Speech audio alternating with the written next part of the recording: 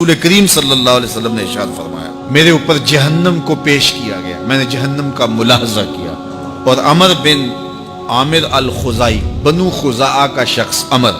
اس کو میں نے دیکھا اپنی انتڑیوں کو جہنم کی آگ میں دھکیل رہا ہے۔ اس کی انتڑیاں نکلی ہوئی ہیں اور جہنم کی آگ میں گھسیٹتی ہوئی اس کی انتڑیاں جا رہی ہیں۔ یہ پہلا شخص تھا جس نے سائبہ بنائے تھے، جانوروں کے کان چیر دیے اور بتوں کے نام پہ چھوڑ دیے، یعنی سب سے پہلے بت پرستی کا آغاز عرب میں کرنے والا بنو خزاعہ کا عمر بن عامر یہ تھا۔ تو اس کو میں نے حضور نے فرمایا دیکھا کہ یہ جہنم کی آگ میں جلس رہا ہے، کیونکہ اب جتنے بھی لوگ بت پرستی کریں گے ان سب کا گناہ عمر بن عامر کے نامہ اعمال میں درج ہوگا۔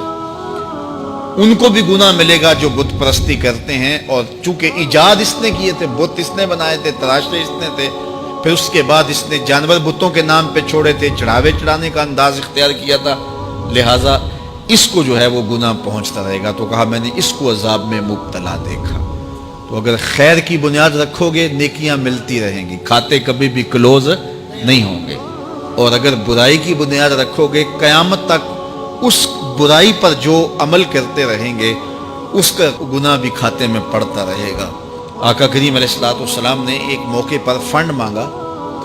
تو ایک شخص نے اٹھ کر کے پیش کیا، تو جب اس نے پیش کیا تو اس کے دیکھا دیکھی دوسرے بھی کھڑے ہو گئے، دوسرے بھی پیش کرنے لگے۔ بعض کا سارے خاموش ہوتے ہیں، کوئی ہمت نہیں کرتا، تو ایک کھڑا ہوا تو اس کو دیکھ کے دوسرے بھی کھڑے ہو گئے۔ تب حضور نے فرمایا تھا من سنّا فی الاسلام سنتن حسنتن فلہ اجرھا، جس نے اسلام میں کوئی اچھا طریقہ رائج کیا اس کو اس کا اجر ملے گا، اور پھر اس کی دیکھا دیکھی جس نے بھی کوئی اچھا کام کیا اس کا اجر بھی اس کے اجر کی کمی کے بغیر اس کے کھاتے میں بھی داخل ہوتا رہے۔ اس لیے نیک، اور میں کئی لوگوں کو جانتا ہوں کہ جو جمعۃ المبارک کے اجتماع میں، پیر کے اجتماع میں لوگوں کو لے کے آتے رہے،